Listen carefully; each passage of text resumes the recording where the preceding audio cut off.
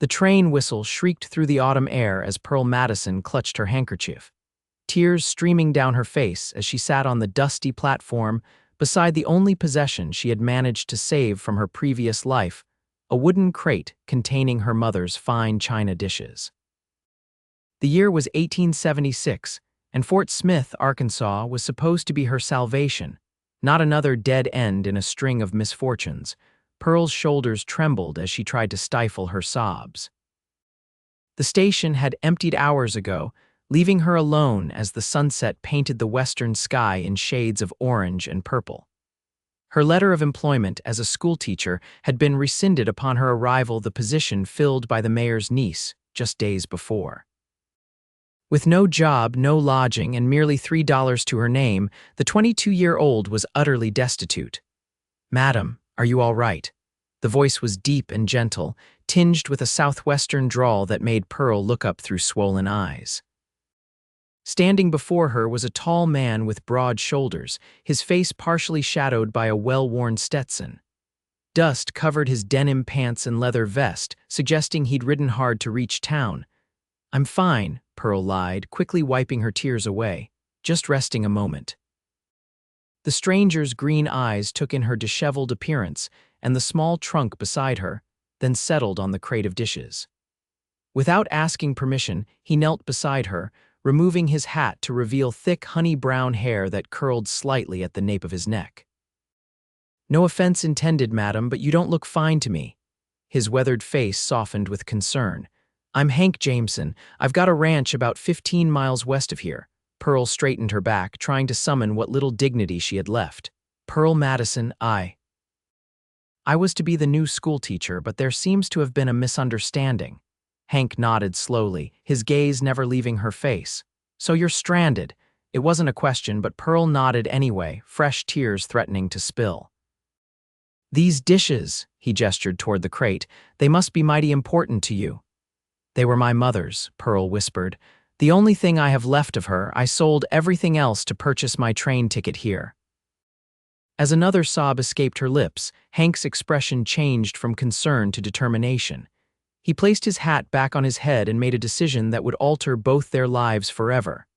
"Miss Madison," he said softly, kneeling beside her once more, "I'll take care of you." Pearl's eyes widened. "Sir, I hardly know you. I couldn't possibly. My sister runs the general store in town with her husband," Hank interrupted. "She's been looking for help. It ain't teaching, but it's honest work with room and board included, at least until you get your bearings." Pearl blinked at him in disbelief. "Why would you help me? I'm a complete stranger." Hank's sun-weathered face broke into a gentle smile. "Madam, out here in the territories, we look after folks in need. It's how we all survive." He stood and offered his hand. "So what do you say? Shall we get you and your dishes somewhere safe for the night?" Pearl hesitated only a moment before placing her gloved hand in his calloused one. "Thank you, Mr. Jameson. I accept your kindness with gratitude." As Hank lifted the crate of dishes with ease, Pearl couldn't know that this chance encounter with a kind-hearted cowboy would be the beginning of a journey that would test her resilience, challenge her beliefs, and ultimately lead her to the greatest love she would ever know. The evening air grew cooler as Hank led Pearl through Fort Smith's busy Main Street. The town was more developed than Pearl had expected, with several brick buildings standing proudly among the wooden structures. Gas lamps flickered to life as they walked, illuminating the muddy street where horses and wagons still traversed despite the late hour. "Jameson's General Goods," Hank announced as they approached a two-story building with large display windows showcasing everything from farm tools to bolts of fabric. "My sister Hannah and her husband Tom have run this place for nearly 5 years now." Pearl paused, adjusting her bonnet. "Mr. Jameson, before we go in, I feel I should tell you that I've never worked in a store before. I was trained as a teacher in Boston." Hank smiled reassuringly. "Don't you worry about that. Hannah can teach anybody anything if they're willing to learn." He shifted the crate of dishes to one arm and opened the door, a small bell announcing their arrival. The store smelled of leather, coffee, and sweet tobacco. A woman with the same honey-brown hair as Hank looked up from behind the counter where she'd been tallying the day's receipts. Her face brightened immediately. Hank, we weren't expecting you until next week. She came around the counter, wiping her hands on her apron, then stopped when she noticed Pearl. And who might this be? Hannah, this is Miss Pearl Madison. She came to town to be our new school teacher, but there's been some trouble with the position. Hank set the crate down carefully. Miss Madison, this is my sister, Hannah Cooper. Hannah's warm brown eyes assessed Pearl quickly, noting her quality dress, now wrinkled from travel, and her obvious distress. Without hesitation, she extended her hand. Any friend of Hank's is welcome here. Miss Madison needs work and a place to stay, Hank explained. I thought maybe you could use some help in the store, what with Betsy leaving to get married. Hannah's expression brightened. Why, that's perfect timing. I've been run ragged trying to manage everything myself. She turned to Pearl. Can you count change and write a clear hand? Pearl nodded. Yes, madam. I received high marks in mathematics and penmanship at the female seminary. Then you're already ahead of Betsy, Hannah laughed. Come along upstairs. We've got a small room that used to be Tom's study before the children took over the second bedroom. It's not much, but it's clean and private. Pearl's heart swelled with gratitude as she looked between the siblings. I don't know how to thank you both. No need for thanks, Hank said, lifting the crate once more. Like I said, out here we take care of each other. As they climbed the stairs to the family's living quarters, Pearl couldn't help but notice how Hank handled her precious dishes with the same care he might show a newborn calf. It had been so long since anyone had shown her kindness without expecting something in return. Hannah showed Pearl to a small but tidy room at the back of the apartment, furnished simply with a narrow bed, a washstand, and a small dresser. A braided rug covered part of the wooden floor and a window overlooked the back alley. It's perfect, Pearl said sincerely. I can't thank you enough, Mrs. Cooper. Hannah, please, the woman insisted.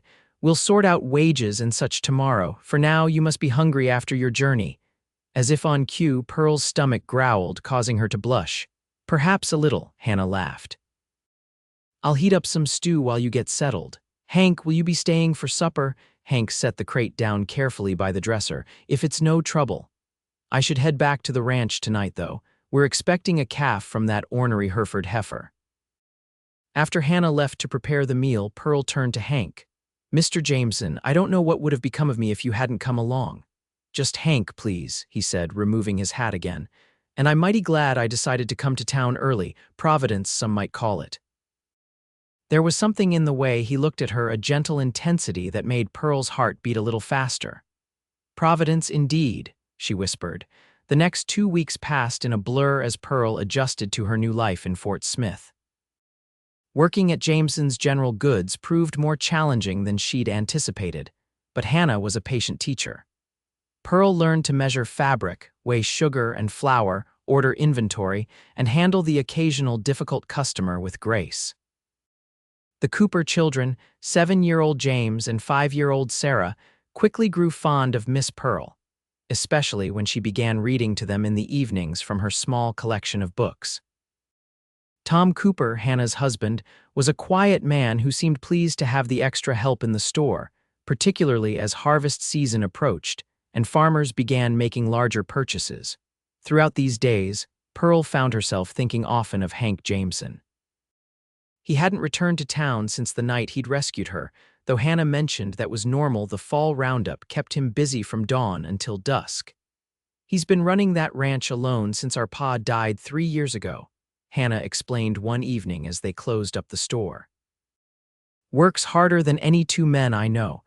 Pearl arranged a display of canned goods, trying to appear only casually interested. Does he have any help? Just old Emmett, who's been with the family since before Hank was born, and a couple of seasonal hands during the busy times. Hannah counted the money in the register drawer. Truth be told, I worry about him out there all alone, especially with winter coming. Pearl nodded thoughtfully. It must be a difficult life. It is, but Hank loves that land. The Double J Ranch was our grandfather's dream, built from nothing. Hannah smiled wistfully. Our mother used to say Hank had dirt in his veins instead of blood. Later that night, as Pearl carefully washed one of her mother's teacups before returning it to the crate, she found herself wondering what it would be like to live on a ranch, surrounded by open sky and untamed land. Growing up in Boston's crowded streets, She'd never experienced such freedom. Her reverie was interrupted by the sound of horses outside and men's voices calling greetings. Curious, Pearl wrapped a shawl around her shoulders and peered out her window, which faced the street. Her heart jumped when she recognized Hank's tall form dismounting from a handsome chestnut horse. Even in the dim lamplight, she could see he looked tired, his shoulders slightly stooped as he secured his horse to the hitching post. Without thinking, Pearl quickly pinched her cheeks for color and smoothed her hair before rushing downstairs.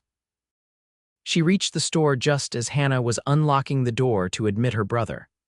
Hank looked up as Pearl descended the stairs, and something in his expression made her pause halfway down. "Evening, Miss Madison," he said, removing his hat. "You're looking well. Fort Smith must agree with you." Pearl felt a blush creep up her neck. "Good evening, Mr. Jameson Hank," she corrected herself. "It's good to see you. Hannah has been a wonderful teacher." Hank's tired face broke into a genuine smile.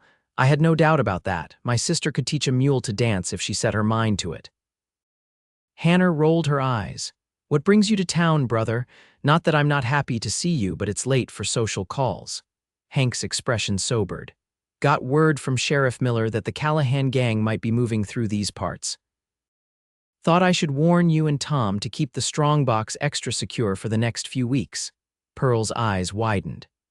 She had heard whispers about the Callahan's three brothers who had terrorized parts of Arkansas and the Indian Territory for the past year, robbing banks and stagecoaches. Hannah's face paled slightly. "I'll tell Tom, we'll be careful." Hank nodded, then turned to Pearl. "Miss Madison, would you mind if I called on you properly sometime, perhaps Sunday after church?" The question was so unexpected that Pearl momentarily lost her voice.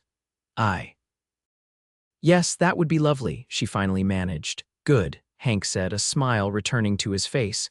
"Then I'll bid you ladies good night. I've got business with the blacksmith early tomorrow." After he left, Hannah gave Pearl a knowing look.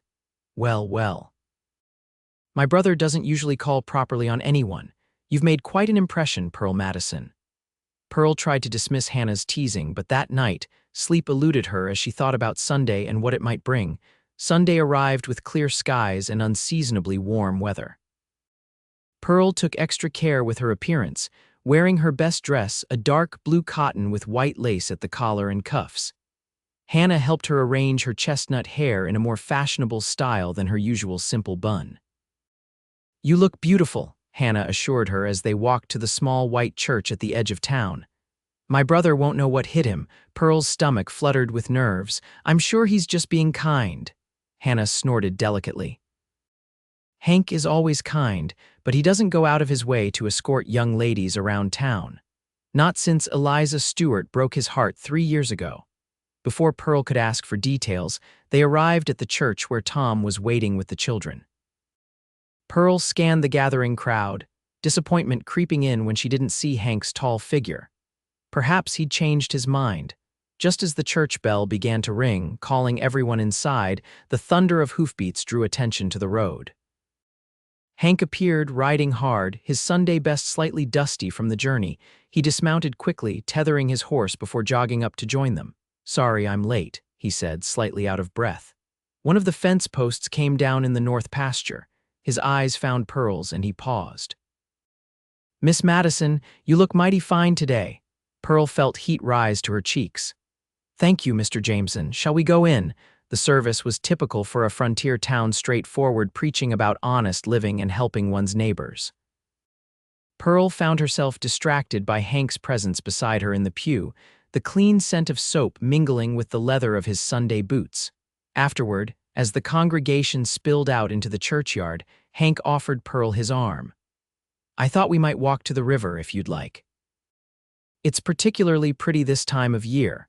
Pearl nodded, placing her gloved hand on his arm. "I'd enjoy that very much." They strolled through town, exchanging pleasantries with people they passed. Pearl noticed the curious glances and knowing smiles directed their way, realizing that in a small town like Fort Smith, their outing would be the subject of considerable interest. "I hope you don't mind the attention," Hank said, apparently reading her thoughts. "Folks here don't have much entertainment beyond watching each other's business." Pearl laughed softly. It's not so different from Boston in that regard, though people are less obvious about their interest there. When they reached the Arkansas River, Hank led her to a fallen log overlooking the water, clean enough for her to sit without spoiling her dress. For a moment, they sat in companionable silence, watching the river flow steadily southward. "Hannah tells me you're quite the asset to the store," Hank finally said. "Says you've organized the books better than they've been in years." Pearl smiled. "I enjoy the work more than I expected to. It's satisfying to help people find what they need. Do you miss teaching?" The question was perceptive, touching on the disappointment Pearl had tried to put behind her. "Sometimes," she admitted. "I spent years preparing for that career. It's difficult to let go of a dream." Hank nodded thoughtfully. "The school board meets again next month. The mayor's niece hasn't exactly won over the town with her teaching methods.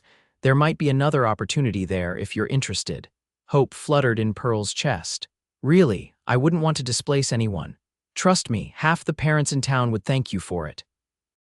The girl has the children copying Bible verses all day and little else. Can't control the older boys at all. They talked easily after that about Pearl's education in Boston, Hank's struggles and triumphs with the ranch, and their shared love of reading. Pearl was surprised to learn that the rugged cowboy kept a small but cherished collection of books, including several volumes of poetry. "My mother insisted we be educated, even out here," he explained. "Said just because we lived on the frontier didn't mean our minds had to be frontier as well." As the afternoon waned, Hank helped Pearl to her feet. "I should get you back before Hannah sends out a search party." Pearl nodded, though reluctant to end their time together. As they walked back toward town, Hank cleared his throat nervously. "Miss Madison, Pearl, if I may, I've enjoyed your company greatly today." "As have I," she replied softly. "I'll be bringing cattle to market next week, which means I'll be in town for a few days." He hesitated. "Would you allow me to call on you again?" Pearl's heart leaped. "I would like that very much, Hank." His answering smile was warm enough to chase away the autumn chill that had begun to settle as the sun dipped lower. True to his word, Hank returned to Fort Smith the following week with a small herd of cattle for the autumn market. Pearl found herself watching the street eagerly, anticipating glimpses of him as he conducted his business around town.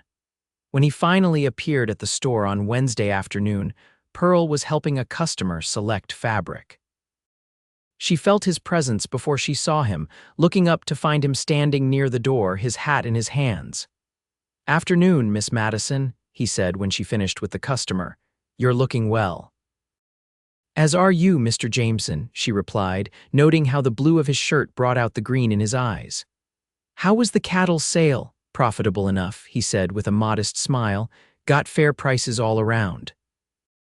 Hannah emerged from the storeroom, her face lighting up at the sight of her brother. "Hank, I was hoping you'd stop by. We just got a shipment of those boots you like." While Hannah showed Hank the new merchandise, Pearl helped another customer, all the while aware of his deep voice just a few feet away. She had never felt this way before, this constant awareness of another person, this flutter in her stomach when he looked her way. Later, as the store emptied of customers, Hank approached the counter where Pearl was recording the day's sales. "I was wondering if you might join me for supper at the hotel restaurant tonight," he said, his usual confidence tempered with a touch of nervousness. "They serve a fine beefsteak on Wednesdays." Pearl glanced at Hannah, who smiled encouragingly. "Go on, Pearl, you've been working hard. A nice meal would do you good." "I would be delighted," Pearl said, turning back to Hank. "What time shall I be ready? I'll call for you at 6 if that suits." The hotel restaurant was the finest establishment in Fort Smith, with white tablecloths and real silverware. Pearl wore her best evening dress, a deep green silk that had been her mother's, carefully altered to fit her smaller frame.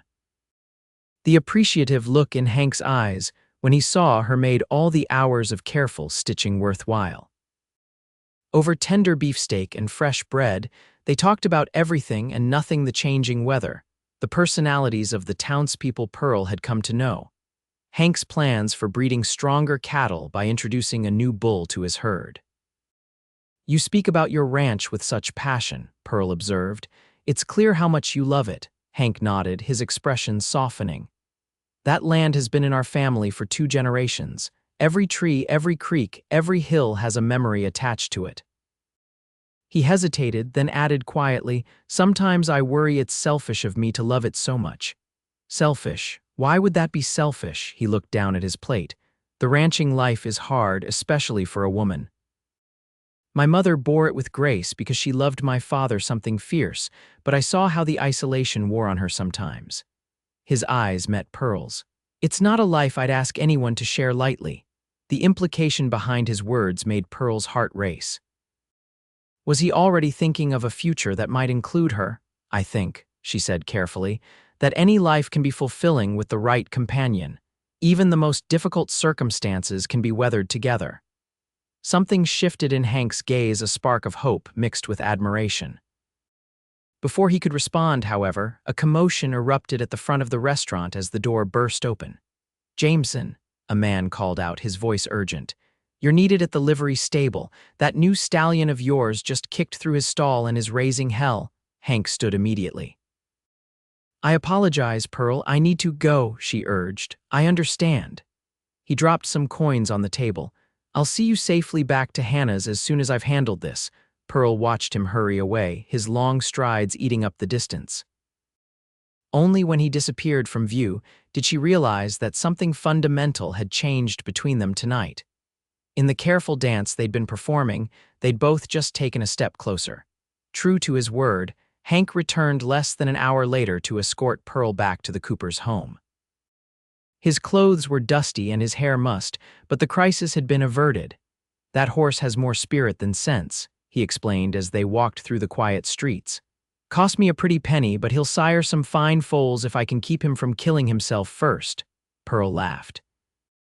"He sounds like a challenge worthy of your skills." When they reached the store, Hank hesitated at the door. "I'm leaving for the ranch tomorrow morning. Got to get those new cattle settled before the weather turns." Pearl felt disappointment wash over her. "When will you return to town?" "Not for a few weeks, likely." His expression grew serious. "Pearl, I've enjoyed our time together more than I can say. I'd like to write to you if you'd permit it." "I would like that very much," she replied softly. Hank took her hand then, his calloused fingers gentle against her skin. Slowly, giving her time to pull away if she wished, he raised her hand to his lips and pressed a kiss to her knuckles. "Good night, Miss Madison," he whispered. "Until we meet again." Pearl floated up the stairs to her room, her hand still tingling from his touch. As she prepared for bed, her gaze fell on the crate containing her mother's dishes. She knelt beside it, running her fingers over the smooth wood. "Oh, Mother," she whispered. "I think I'm falling in love with a cowboy. What would you think of that?" The dishes, of course, offered no answer. But somewhere deep in her heart, Pearl felt her mother would approve of the honorable man who had knelt beside her in her darkest hour and promised to take care of her. Over the next 6 weeks, Pearl and Hank exchanged letters regularly. His penmanship was better than Pearl expected, though he apologized for what he called his rudimentary expressions. Pearl found his straightforward writing style endearing, especially when he described the daily workings of the ranch or recounted humorous incidents with his animals. For her part, Pearl shared stories of the store, the progress she was making with young Sarah's reading lessons, and her growing friendship with other women in the town. She carefully preserved each letter he sent, rereading them in the evenings by lamplight. As November arrived, bringing colder weather, Fort Smith prepared for its annual harvest festival. The town square would be transformed with decorations, games for the children, and a dance in the evening. Hannah insisted that Pearl needed a new dress for the occasion. "Hank will be there," she said with a knowing smile as they examined patterns in Godey's Lady's Book. "He never misses the festival, says it's his one chance each year to remember he's a civilized man and not just a cowboy." Pearl blushed. "I'm sure Mr. Jameson has many admirers in town." "I shouldn't presume—" "Oh, hush," Hannah interrupted. "My brother hasn't looked at another woman the way he looks at you since you arrived. Besides, he's written to you every week, hasn't he? Hank barely writes to me and I'm his sister." In the end, they selected a pattern for a burgundy wool dress with black velvet trim. Pearl worked on it in the evenings, her fingers flying as the festival drew closer. Her last letter from Hank had confirmed he would attend, and the thought of seeing him again after so many weeks apart made her stomach flutter with anticipation. The morning of the festival dawned clear and cold. The entire town seemed to vibrate with excitement as vendors set up booths and musicians tuned their instruments. Pearl helped Hannah decorate the store window with a harvest display, her eyes frequently straying to the road leading into town.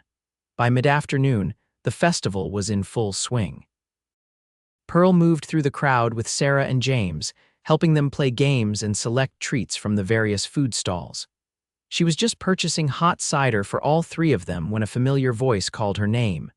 Turning, Pearl's heart leaped at the sight of Hank making his way toward them. He looked different, clean-shaven, wearing a new coat and polished boots, but it was the joy in his eyes when he spotted her that took her breath away. "Miss Madison," he greeted her, tipping his hat. "You look even prettier than I remembered," Pearl blushed. "Mr. Jameson." "It's good to see you again." James tugged on Hank's coat. "Uncle Hank, did you bring thunder?" Hank laughed, ruffling the boy's hair.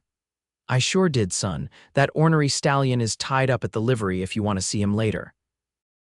After the children had run off to find their father, Hank offered Pearl his arm. "Would you walk with me? I've been looking forward to seeing you again something fierce." They strolled through the festival, stopping occasionally to greet people or admire handcrafted goods. Pearl was acutely aware of the admiring glances sent their way, along with a few disappointed looks from young women who had clearly set their sights on the eligible rancher. "Your letters have been the highlight of my weeks," Hank admitted as they paused near the bandstand where musicians were preparing for the evening dance. "I find myself rushing through chores just to check if the mail rider has come yet," Pearl smiled. "I've enjoyed our correspondence as well. Though I must say, nothing compares to speaking with you in person." Hank's expression grew serious. "Pearl, there's something I've been wanting to ask you." He glanced around at the crowded square, "but perhaps this isn't the right place." Before Pearl could respond, they were interrupted by the mayor announcing the opening of the dance. Couples began moving toward the cleared area in front of the bandstand. "Would you do me the honor?" Hank asked, extending his hand. "I would love to," Pearl replied, placing her hand in his. The music began, a lively Virginia reel that had everyone laughing as they wove through the steps. Pearl hadn't danced in years, not since before her parents' deaths, but she found the movements came back easily, especially with Hank's steady guidance. As the evening progressed, they danced every dance together. During a particularly energetic polka, Pearl felt as free as she had ever been, twirling in Hank's strong arms, her burgundy dress swirling around her ankles. When the band finally paused for a break, Hank led her away from the crowd, toward a quiet corner of the square where lanterns cast a warm glow on the autumn decorations. "Pearl," he said softly, taking both her hands in his, "these past weeks of knowing you have been the happiest of my life. I know it hasn't been long, but sometimes a man just knows when something is right." Pearl's heart pounded so loudly she was certain he must hear it. "Hank, please, let me finish before my courage fails me." He took a deep breath. "I'm not a wealthy man and the life I lead isn't an easy one. But the Double J Ranch is prosperous enough and growing every year. What it lacks is a woman's touch of heart to make it truly a home." He dropped to one knee before her, still holding her hands. "Pearl Madison, would you do me the very great honor of becoming my wife?" Tears sprang to Pearl's eyes as joy washed over her. "Yes," she whispered. "Yes, Hank, I will marry you." Hank stood, his face alight with happiness, and pulled her into his arms. There, in the soft glow of the festival lanterns, he kissed her for the first time, a gentle, reverent kiss that promised a lifetime of tomorrows. When they finally broke apart, both slightly breathless, Hank pressed his forehead to hers. "I don't have a ring yet," he admitted. "But I promise to get you one as soon as possible." Pearl shook her head. "I don't need a ring, I just need you."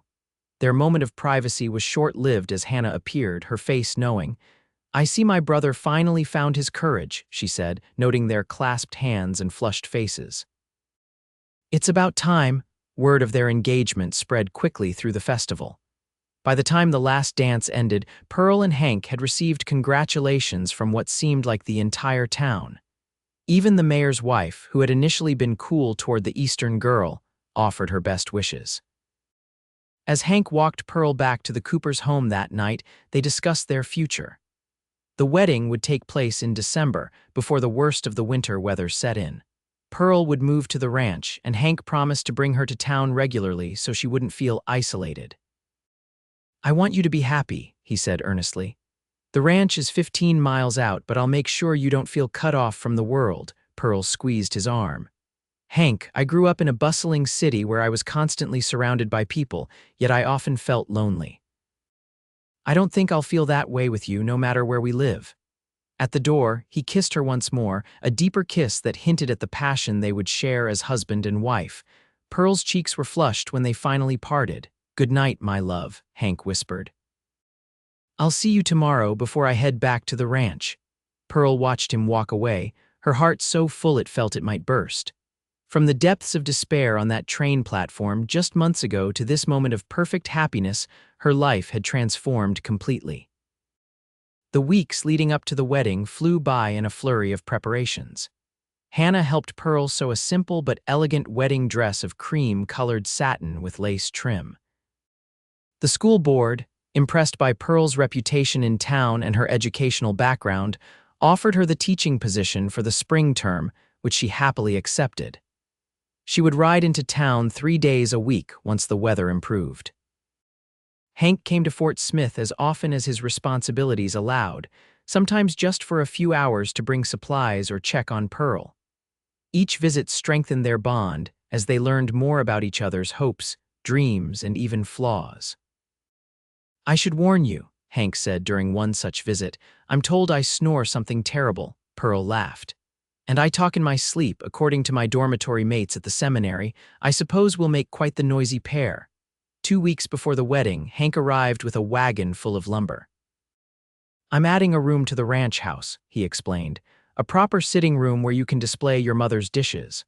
Pearl's eyes filled with tears at his thoughtfulness. "Hank, that's the sweetest thing anyone's ever done for me."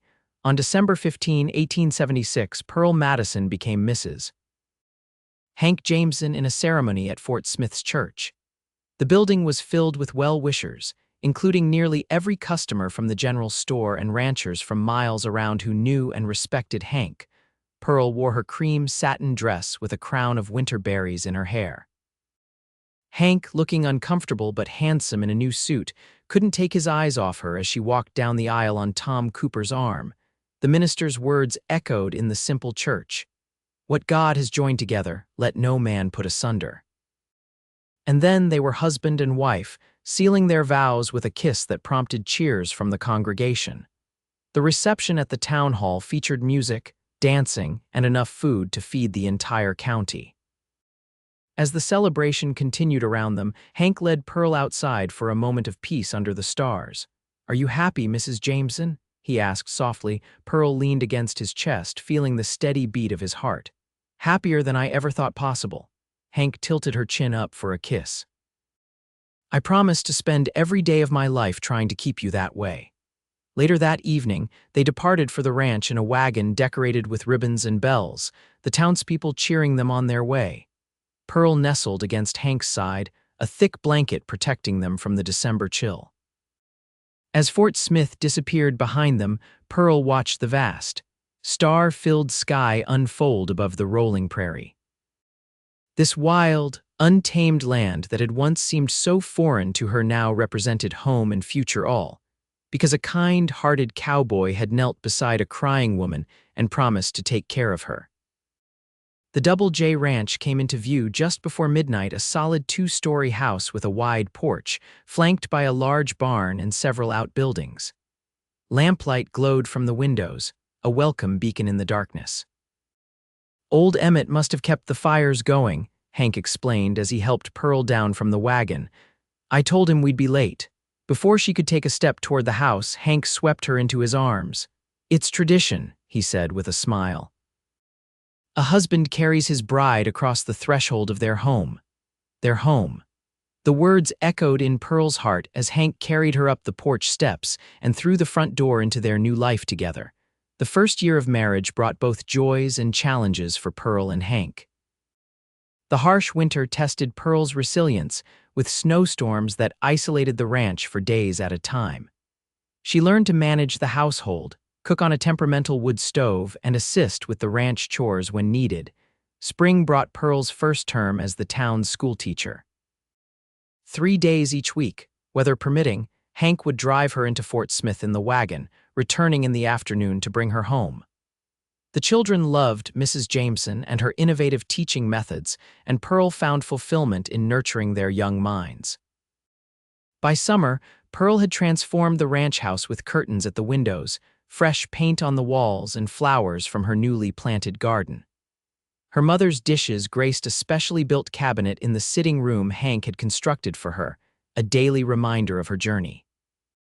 One warm August evening, as they sat on the porch watching the sunset, Pearl took Hank's hand and placed it gently on her stomach. "We're going to have a baby," she whispered, her eyes shining with joy. Hank's expression transformed from confusion to wonder to pure elation in the span of seconds. "A baby, you're certain?" Pearl nodded. "Dr. Wilson confirmed it yesterday when I was in town. He says the baby should arrive in early February." Hank gathered her into his arms, his eyes suspiciously damp. "A baby," he repeated, his voice filled with awe. "Our baby." The coming months saw the ranch house undergoing another transformation, as Hank built a cradle and furniture for the nursery. Pearl sewed tiny garments in the evenings while Hank read aloud from his favorite books, his deep voice sometimes directed more toward her rounded belly than to Pearl herself. "The little one should know the sound of his father's voice," he explained with a sheepish smile when Pearl teased him about it. On February 3, 1878, after a day and night of labor, Pearl gave birth to a healthy baby girl with Hank's green eyes and a tuft of chestnut hair like her mother's. They named her Hope, Hannah Jameson, hope for the future they were building together, and Hannah for the sister who had helped bring them together. As Pearl held her daughter in the quiet dawn light, Hank sitting on the bed beside them with tears streaming unashamedly down his face, she felt a contentment so profound it seemed almost sacred. "She's perfect," Hank whispered, gently touching the baby's tiny hand, "just like her mother." 2 years later, Hope welcomed a baby brother, William Thomas Jameson, born during a spring thunderstorm that Hank swore was the loudest he'd ever heard. "Got a set of lungs to match the thunder," Emmett commented when the baby's powerful cries echoed through the house. Life settled into a rhythm of seasons on the ranch. Pearl continued teaching until their third child, Elizabeth Rose, arrived in 1882, after which she focused on raising their growing family and managing the expanding ranch household, which now included 2 young ranch hands in addition to faithful Emmett. Hank's careful breeding program paid off, with the Double J cattle becoming known throughout the territory for their quality. The ranch prospered, allowing them to add more land and improve the house with modern conveniences like a pump in the kitchen and a proper bathroom. Through it all, their love deepened, weathering the storms that inevitably came, droughts that threatened the herd, illnesses that frightened them when the children fell sick, disagreements that tested their patience with each other. "I never knew it was possible to love someone more each day," Hank confessed on their 10th anniversary as they danced alone in their sitting room to the music of a phonograph he'd purchased in St. Louis. "Yet here I am, more in love with you than ever." Pearl smiled up at him, noting the silver beginning to thread through his honey-brown hair. "Do you remember that day at the train station when you found me crying over my crate of dishes?" Hank nodded. "How could I forget? You looked so sad and so beautiful all at once." "I knew right then I wanted to make you smile. You told me you'd take care of me," Pearl said softly, "and you have every day since. And I always will," he promised, his arms tightening around her, "until my dying breath and beyond, if the good Lord allows it." As they danced slowly in the lamplight, Pearl rested her head on her husband's chest, listening to the steady heartbeat that had become the rhythm of her life. Outside, the vast prairie stretched under a blanket of stars, wild and free as it had been when she first arrived. But now, it wasn't a foreign wilderness, it was home. The home she had found in the arms of a kind-hearted cowboy who had knelt beside her in her darkest hour and offered her the most precious gift of all, a love that would last a lifetime. The years continued to flow like the Arkansas River, sometimes rushing with excitement, sometimes meandering peacefully, but always moving forward. The children grew tall and strong, with Hope showing Pearl's intelligence and love of learning, William inheriting Hank's affinity for ranching, and little Elizabeth, or Lizzie, as everyone called her, displaying an artistic talent that surprised them all. When Hope turned 18 in 1896, she announced her intention to attend the Teachers' College in Little Rock, following in her mother's footsteps. Hank was hesitant to let his firstborn venture so far from home, but Pearl reminded him that they had raised their children to follow their dreams. "Besides," she said as they discussed it in the privacy of their bedroom, "she'll be staying with my cousin Margaret. She won't be alone in the big city." Hank sighed, running a hand through his now silver-streaked hair. "I know you're right. It's just hard to imagine our little girl out there on her own." Pearl sat beside him on the bed, taking his weathered hand in hers.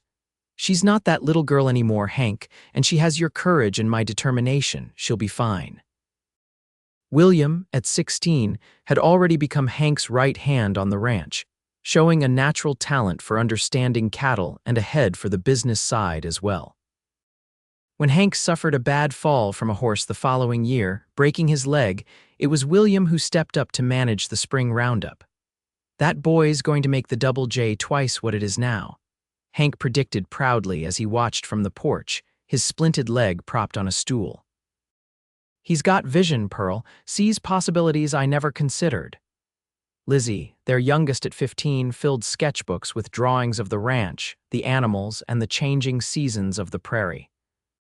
When the new art teacher in Fort Smith saw her work, he declared she had a remarkable gift that should be nurtured.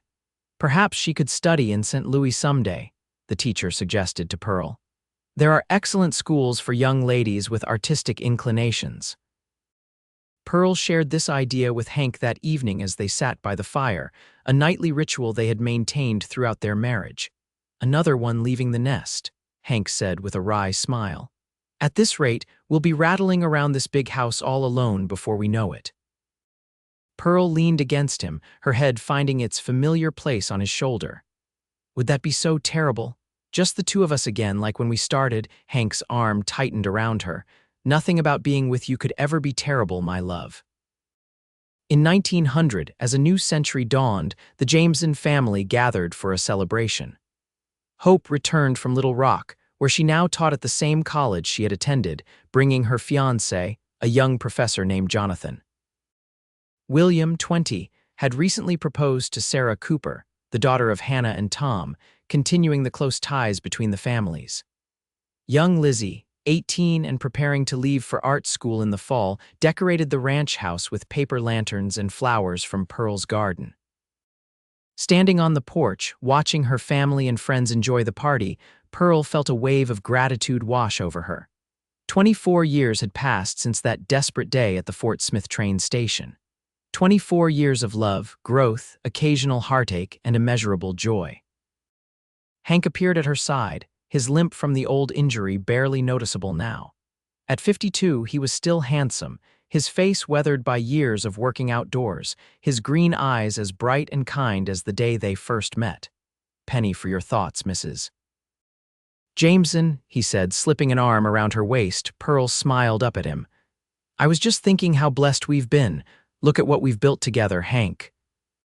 He followed her gaze to their children, Hope laughing with her future husband, William stealing a kiss from Sarah behind the barn, Lizzie sketching a group of guests, her nimble fingers capturing their likenesses with a few strokes of charcoal. "We did good, didn't we?"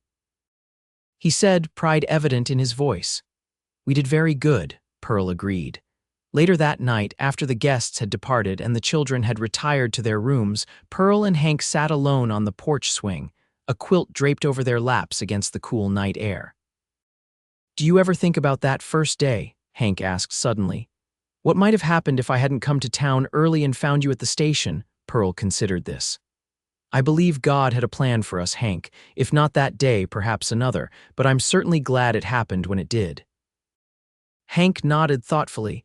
"You know, I almost didn't go into town that day, had half a mind to wait until the following week." "What changed your mind?" "The strangest thing," he admitted. I was out checking the east pasture when I found a piece of broken china, just a small shard with a bit of blue flower painted on it. Made me think of my mother's dishes that Hannah had taken when she married Tom. Something told me I needed to go to town that day. He looked at her wonderingly.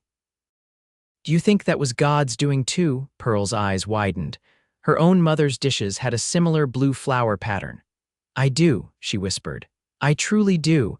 They sat in comfortable silence for a while, the swing creaking gently as they rocked. From inside the house came the faint sound of Lizzie playing the piano, a gift from Hank on her 16th birthday. I never did get around to asking, Hank said, his voice soft in the darkness. All these years later, are you happy with the choice you made? Marrying a rough cowboy, living out here away from the comforts of the city. Pearl turned to face him, taking his weathered face between her hands. In the silver moonlight, she could still see traces of the young man who had knelt beside her crate of dishes and promised to take care of her. Hank Jameson, she said firmly, marrying you was the best decision I ever made. Not a single day has passed that I haven't thanked God for bringing me to that train station and you to my side. The sincerity in her voice brought moisture to Hank's eyes.